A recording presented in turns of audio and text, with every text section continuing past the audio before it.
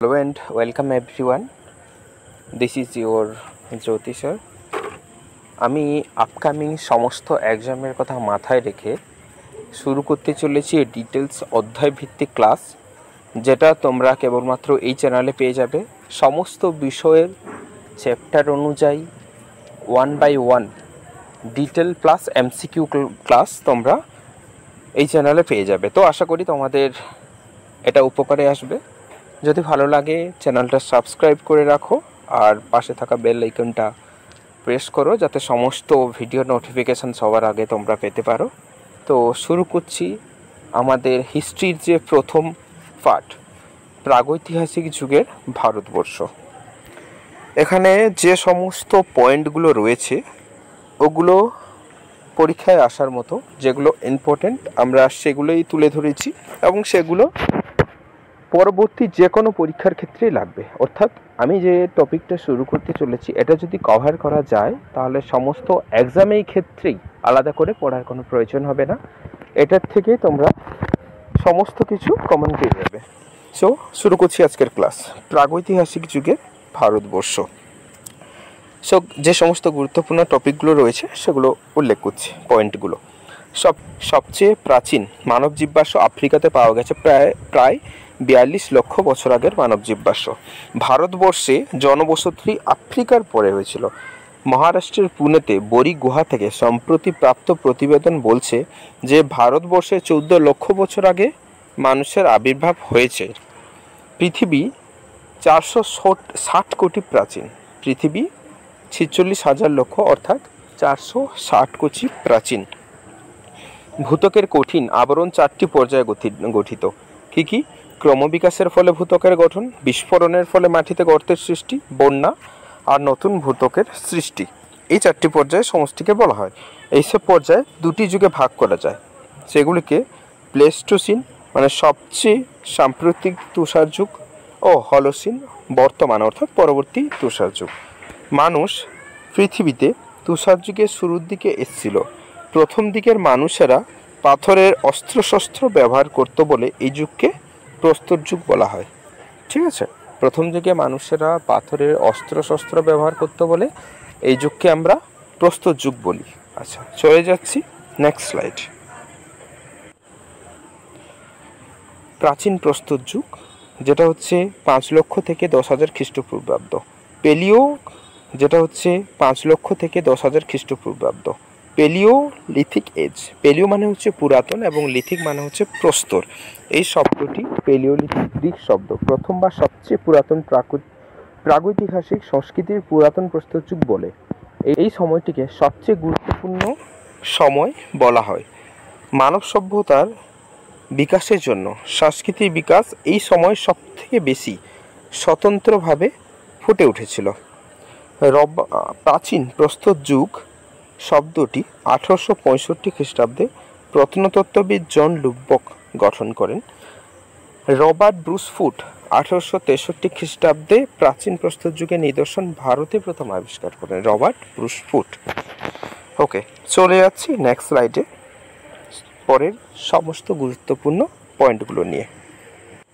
প্রাচীন প্রস্তর যুগকে 3টি পর্যায়ে ভাগ করা যায় 2টি জিনিসের ভিত্তিতে। মানুষেরা কী প্রকারের পাথরের অস্ত্র ব্যবহার করত সেই ভিত্তিতে, আর জলবায়ুতে পরিবর্তনের ভিত্তিতে।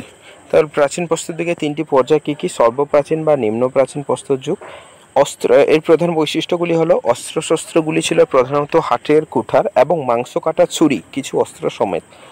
এই অস্ত্রগুলি ছিল অপেক্ষাকৃত ভোঁতা এবং ভারতবর্ষে প্রায় সর্বত্র পাওয়া গেছে, শুধুমাত্র সিন্ধু, গঙ্গা, ব্রহ্মপুত্র নদের সমভূমি ব্যতীত। প্রাচীন প্রস্তর যুগের অস্ত্রশস্ত্রের সমাবেশ তাপ্তি, গোদাবরী, ভীমা ও কৃষ্ণা নদীর তীরে পাওয়া যায়। এই অস্ত্রগুলি তৈরি করার প্রধান উপকরণ ছিল কোয়ার্জাইট এবং চার্ট, কিন্তু কোয়ার্জাইট এবং বেসল্টও ব্যবহৃত হতো কিছু কিছু ক্ষেত্রে। নিম্ন প্রাচীন প্রস্তর যুগে স্থানগুলি ছিল পাঞ্জাব, বর্তমানে সেটা পাকিস্তানে, এর সন বা সহন নদীর ধারের উপত্যকা। অস্ত্রগুলি উত্তরপ্রদেশের মির্জাপুর জেলার বনান উপত্যকায় ও মধ্যপ্রদেশের ভোপালের নিকটের গুহা ও পাথরের আশ্রয় স্থানগুলিতে পাওয়া গেছে। হচ্ছে মধ্যবর্তী প্রাচীন প্রস্তর যুগ বা মিডিল প্যালিওলিথিক এজ। প্রথম দিকের প্রাচীন প্রস্তর যুগের অস্ত্রগুলি ধীরে ধীরে নতুন ধরনের অস্ত্রে পরিণত হয়েছিল। প্রথম দিককার প্রাচীন প্রস্তর যুগের তুলনায় মধ্যবর্তী প্রাচীন প্রস্তর যুগে অস্ত্রগুলো আকারে ছোট, পাতলা ও হালকা ছিল। এর জন্য মধ্যবর্তী প্রাচীন প্রস্তর যুগকে স্তরযুক্ত অস্ত্রের বা ফ্লোক টুলস শিল্প বলেও উল্লেখ করা হয়। কাঁচামালের ব্যবহারেও এই ক্ষেত্রে উল্লেখযোগ্য পরিবর্তন দেখা যায় মধ্যবর্তী প্রাচীন প্রস্তর যুগের অস্ত্র তৈরিতে। প্রথমে প্রাচীন প্রস্তর যুগে যেখানে কোয়ার্টজাইট এবং ব্যাসাল্ট ব্যবহৃত হতো, সেখানে মধ্যবর্তী প্রাচীন প্রস্তর যুগে সূক্ষ্ম দানাযুক্ত পাথর যেমন চাট ও জ্যাম্পার ব্যবহৃত হয় অস্ত্র তৈরি করতে। নেক্সট হচ্ছে মধ্যবর্তী প্রাচীন প্রস্তর যুগের উল্লেখযোগ্য স্থানগুলি হলো লুনি নদীর ধারের উপত্যকা, ডিডওয়ানার চারিদিকে রাজস্থানের বুধপুস্তর, বলান, সোন ও নর্মদা নদীর ধারের উপত্যকা ও এই সমস্ত উপত্যকা, মধ্য ভারতের উপনদীগুলি যেমন ভীমবেটকা সহ উপত্যকা। এছাড়াও অন্যান্য স্থানগুলি হলো ছোটনাগপুর মালভূমি, দাক্ষিণাত্যের মালভূমি এবং পূর্বঘাটের কিছু বিরলভাবে বিক্ষিপ্ত স্থান। চলে আসছি নেক্সট পয়েন্টে, পরের স্লাইডে। নেক্সট হচ্ছে উচ্চ বা অন্তিম প্রাচীন প্রস্তর যুগ অর্থাৎ আপার প্যালিওলিথিক এজ। এর সমস্ত গুরুত্বপূর্ণ পয়েন্টগুলো আলোচনা করে দিচ্ছি। এই সময়ে ভারতের নদীগুলি উপদ্বীপে অনেক জীবাশ্ম একত্রে সমাবিষ্ট প্রমাণ আছে। প্রাচীন প্রস্তর যুগের পরিবেশে বেশ কিছু গুরুত্বপূর্ণ পরিবর্তন এসেছিল, যেগুলির মানবজাতির বসতি বিন্যাস এবং জীবনযাত্রার উপর নিজস্ব প্রভাব ছিল। এদের মধ্যে কিছু হলো উঁচু জায়গা ও উত্তর অক্ষাংশে প্রচণ্ড শীতল ও শুষ্ক জলবায়ু ছিল। উত্তর পশ্চিম ভারতে মরুভূমির বিশাল বিস্তার ছিল। পশ্চিম ভারতের জল নিষ্কাশন ব্যবস্থা প্রায় অচল হয়ে গেছিল এবং নদীগুলি পশ্চিম দিকে ধাবমান হয়েছিল। আগে ভারতবর্ষের প্রচুর জায়গায় গাছপালা ছিল, কিন্তু প্রাচীন প্রস্তর যুগের শেষের দিকে এসব গাছ অনেক কমে যায়। দক্ষিণ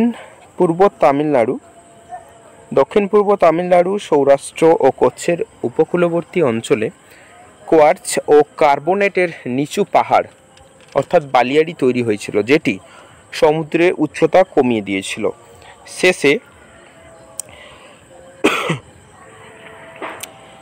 শেষ প্লিস্টোসিনে দক্ষিণ পশ্চিমে বর্ষা দুর্বল হয়ে যেত এবং সমুদ্রপৃষ্ঠের উচ্চতা অনেক মিটার নিচে নেমে যায়।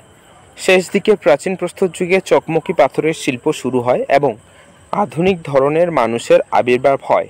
শেষ দিকে প্রাচীন প্রস্তর যুগের স্থানগুলি হল ভীমবেটকা, ভোপালের দক্ষিণে আবিষ্কৃত হয়েছে।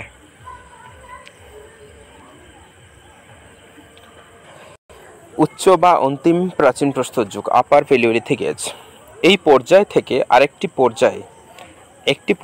আরেকটি পর্যায়ের গমন ধীর গতিতে হয়েছে। প্রতিটি পর্যায়ে পাথরের অস্ত্রের তীক্ষ্ণতা বেড়েছে। প্রাচীন প্রস্তর যুগে এই বিভিন্ন ভাগগুলি বা পর্যায়গুলি সারা বিশ্বজুড়ে এক নয়, কারণ সময়ের পার্থক্য, প্রচুর দূরত্ব, বিভিন্ন ভৌগোলিক ও প্রাকৃতিক বাধা ইত্যাদি।